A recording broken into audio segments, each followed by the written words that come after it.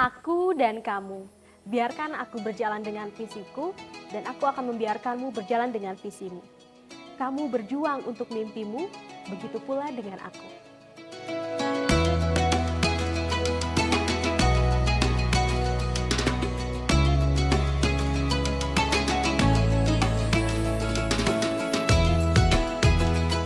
Halo Genusian, aku Shanika. Selamat datang kembali di Genusian Book Insight.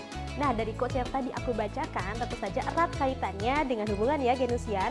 Mau itu relationship dengan teman, sahabat, atau mungkin seseorang yang sekarang sedang Genusian sukai. Nah, di episode kali ini kita akan membahas bersama-sama sebuah buku judulnya Self-Healing with Quran karya Ummu Kalsum. Nah, dalam buku ini tuh akan membahas bagaimana sih kita menenangkan diri dengan mengkaji Al-Quran. Karena seringkali ya kita sebagai manusia kadang punya perasaan yang ragu atau goyah, dan salah satu caranya menurut buku ini adalah dengan mengkaji Al-Quran. Yuk kita bahas. Nah Genusian, ada satu insight menarik yang dibahas dalam buku tersebut, yaitu tentang karir yang hancur.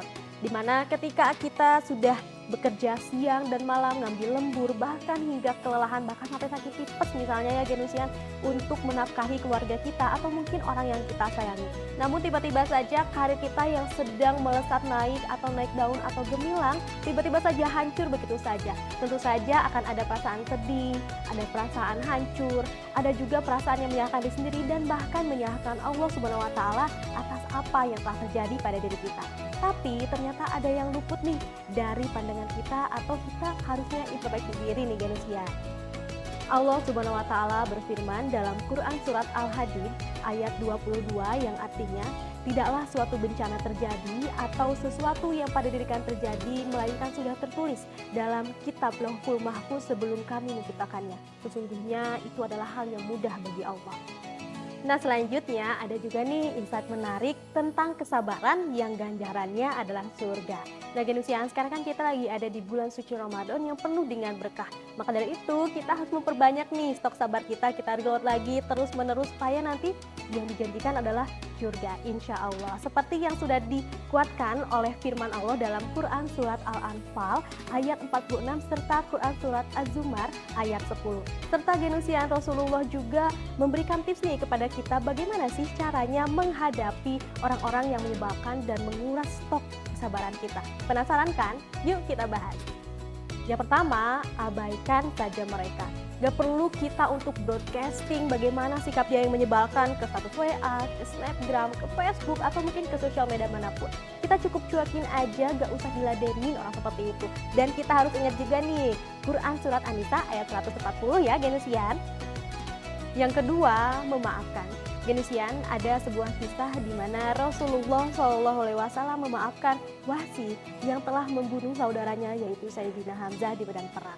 Tentu saja ketika Wahsy bertobat dan masuk Islam, Rasulullah SAW memaafkannya, namun dengan syarat bahwa Wahsy tidak boleh menunjukkan wajahnya di hadapan Rasulullah. Bukan karena benci atau murka, namun ketika melihat wajahnya, Rasul akan teringat akan saudaranya Sayyidina Hamzah yang dijuluki sebagai singa Allah, bagaimana meninggalnya di medan perang.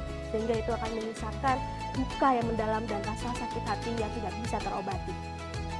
Ketiga, membalas dengan kebaikan. Genusian masih ingat gak nih sebuah kisah di mana seorang pengemis buta Yahudi yang selalu mencemooh, memaki, dan bahkan menghina Rasulullah. Namun bukannya marah, Rasulullah justru memberikan perhatian dan kasih sayang, seperti selalu menyempatkan waktu setiap pagi untuk memberinya makanan dan bahkan menyuapinya. Nah, suatu ketika Rasulullah SAW wafat dan yang menggantikannya adalah Abu Bakar As-Siddiq, dan pengemis tersebut menyadari bahwa bukan orang yang biasanya yang menyuapinya di setiap pagi.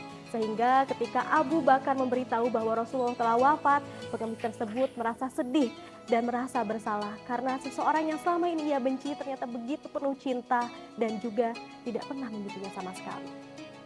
Nah, Genusian, tentu saja masih banyak sekali kisah inspiratif dan juga insight menarik dalam buku ini. Khususnya kisah dari Rasul ya, Genusian, untuk bisa membaca dan mengkaji lebih dalam, serta tadi untuk mengintip 2 poin lagi yang belum aku sebutkan, Genusian bisa langsung baca bukunya karena sekarang sudah tersedia di perpustakaan Universitas Gajah Putra, Genusian. Nah, Genusian, kira-kira di video selanjutnya, Genusian udah tahu kan aku bahas buku apa? Komen di bawah ya, Genusian. Thank you for watching and see you on the next video. Bye-bye.